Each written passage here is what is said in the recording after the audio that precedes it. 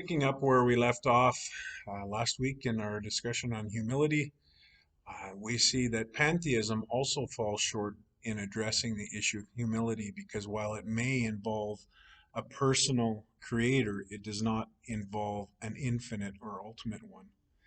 Pantheism also worships particulars, and this will be picked up in the discussion of self complacency as we move on in this lesson. Only in Christian humility can we see our true moral and metaphysical condition. We first of all come face to face with God's infinite love and mercy that did not even spare his son, as we read in Romans 8:32. We are made aware of the importance of each soul before God. Precious in the eyes of the Lord is the death of his saints in Psalm 116, verse 15. And we are further made aware that we are nothing in our own power, that we have failed to make use or full use of the talents and gifts God has given us, and that at the end of the day, we are at best an unprofitable servant. You can see where that comes from in 17, verses 7 to 10. Humility allows us to see ourselves in proper perspective, no longer with our own eyes, but in the light of God. We no longer even judge ourselves, but allow God to judge us. Paradoxically, it also allows us to hear God's call to us individually. We cannot say that we are unworthy of this call or that we have earned this call because both are forms of pride. Rather, we receive this call by grace. This leads to what Hildebrand calls holy audacity.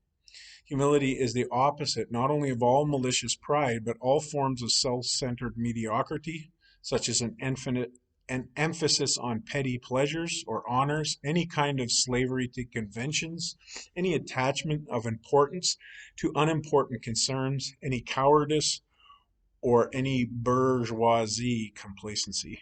We die to self and live jubilantly in the truth. This avoids the trap of what Hildebrand calls self-complacency. The self complacent person, in contrast with the prideful person, is not so much worried about God being dethroned as they are worried about God dethroning them. This uh, is seen most clearly in Luke 18, verses 9 to 14. And it's about the parable of the praying Pharisee and the tax collector. And it reflects a man who not only considers himself righteous compared to others, but even before God himself. This is the worst or highest form of self-complacency that Hildebrand calls Phariseeism. A lesser but just as dangerous form of this is found in self-righteousness. That's for those who feel themselves morally superior. They don't claim righteousness before God, but merely towards others. This leads them to resent others' goodness because it threatens their self-perceived superiority. But it's not quite as evil as the spirit of Pharisee who perceives themselves as righteous even in the eyes of God.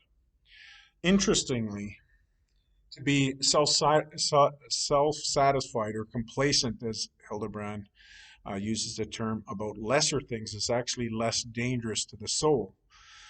So while it is supremely dangerous to consider our righteousness as being our own, it is dangerous but less so to think of our intellect as something we have learned ourselves, and even less serious than to be proud about social position or wealth.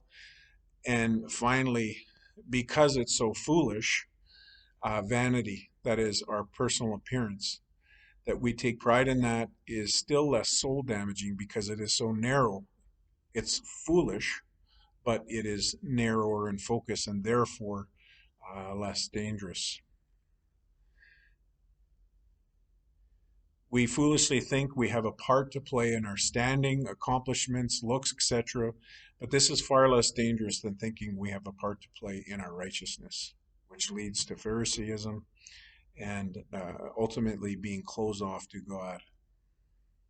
Humility does not glory in any good as a way to make oneself look better, but values things in what they are in God. It is God's glory that the humble person rejoices in. The humble person realizes that all that they have is from God. So it is not quick to judge others and can as easily say to a person in moral error that, but for the grace of God go I. The humble also avoid glorying in their own goodness, because as soon as we do this, we can be tripped up by pride. We respond correctly as a response to a good. The moment we make it about us, it becomes pride and turns the good we have done into a very dangerous form of evil. We should look at our progress from the perspective of the holiness of God and be ever aware of our shortcomings. This contrasts with how we are to view others. It is good to rejoice in seeing God reflected in others and not dangerous to us.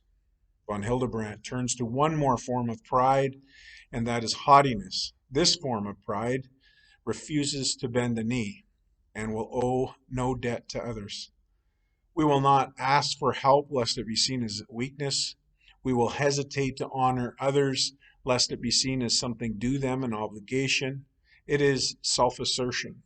In men, it reflects the attitude of manliness. It claims to be fearless, but in fact is a slave to the fear of others' perception of them.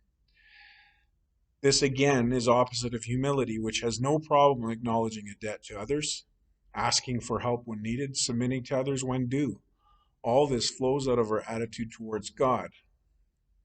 Therefore, in contrast, humility is not spinelessness. That does not mean we are to be a doormat to others who comply out of a fear of conflict.